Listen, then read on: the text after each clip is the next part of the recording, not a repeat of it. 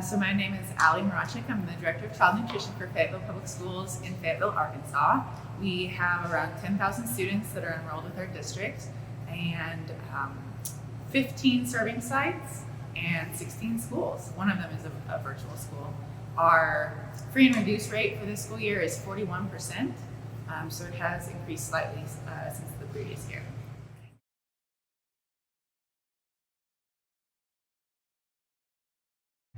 Yes, so we have hosted a farm to school program for the last 13 years, actually. Started very, very small, many child nutrition directors ago, and slowly over the last decade or so, we've grown into a district-wide program, and we have local foods in our breakfast, lunch, and lunch program, as well as our emergency meal packs for the school year now, to make sure that we're feeding students during the COVID pandemic.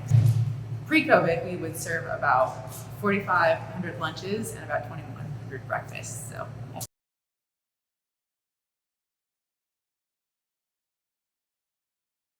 yeah, I think some of the challenges can be that farmers at time are a little weary to sell to schools because they think it's this big, scary institution, and they're just unsure because maybe they've never sold to that type of market before. So kind of like the mentality that I don't know if I'm interested. So I think talking through our program with growers and kind of showing them that it really has to work for their business to make sense for both of us, and talking about the products that they have and how we can work it into the menu. Sometimes price can be a barrier, but the way that we do that in Fayetteville is that if there's a local product that we would like to buy, but it's a little higher than our normal non-local products, we'll just showcase it here and there on the menu or put it into a taste test instead of putting it on the standard menu cycle. So there's room for all sorts of pricing on a school menu. It's just the frequency that someone might purchase the local item.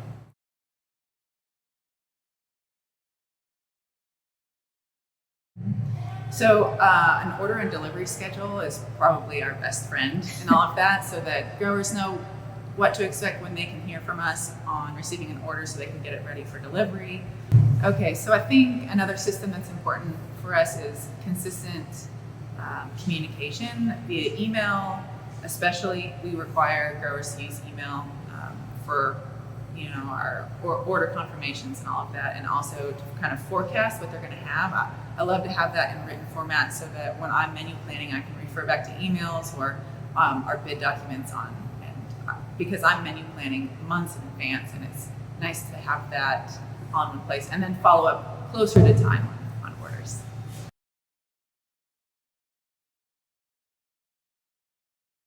Yeah, some of our most successful products are apples, because we serve them so often anyway. It's easy to just replace a non-local apple with a local apple into breakfast, lunch, even snack.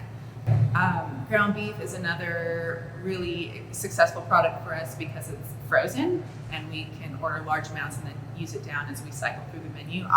Because our beef is grass-fed and local, it's a little higher price, so I really just showcase it in our tacos and super nachos where it's really set on the plate instead of in a spaghetti sauce or something like that. Also,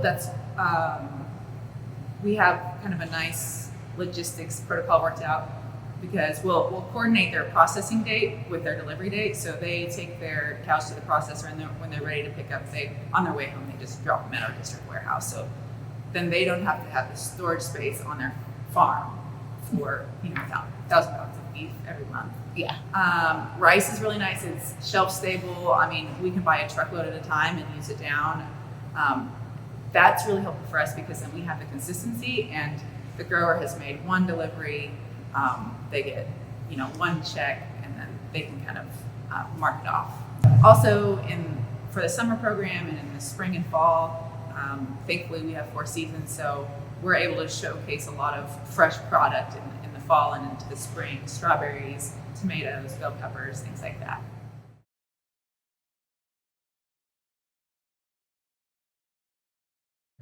Yeah, well, I would say number one, bring samples.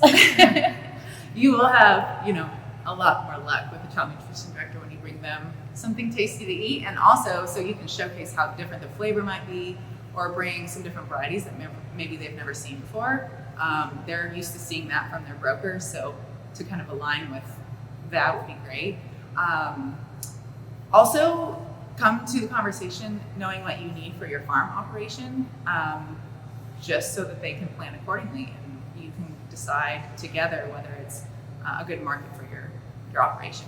Mm-hmm. So probably the quickest and most simple explanation for how we manage purchasing relationships with growers is through a bid process, and the type of bidding you do depends on how much you're likely going to buy from the grower. But we have early conversations, and we are allowed to share previous pricing or current pricing with the grower, so they can see if that pricing is something similar might work for their business, and then they can decide whether they participate in our bidding solicitation, all of that we're required to do. So you can have initial conversations about price before that happens. You can't tell them the price to put down, but it's just, it's open information that anyone could request. And we primarily purchase directly from growers. We have a district warehouse that we can receive the items at, so the growers make one delivery, but we do very little local purchasing through a distributor or other sort of third party. It's direct from the producer.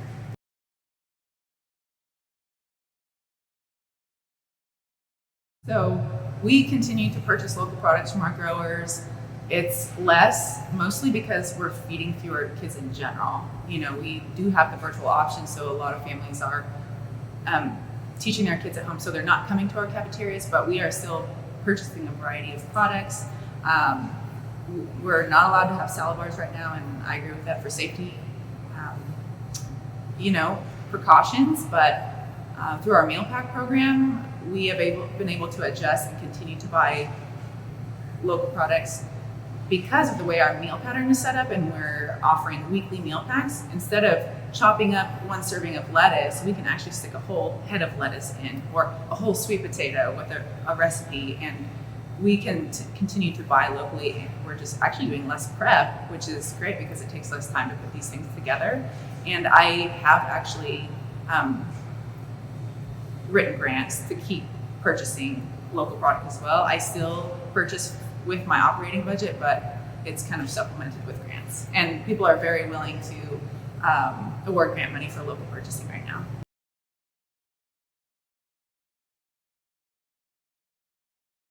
Yeah, so we have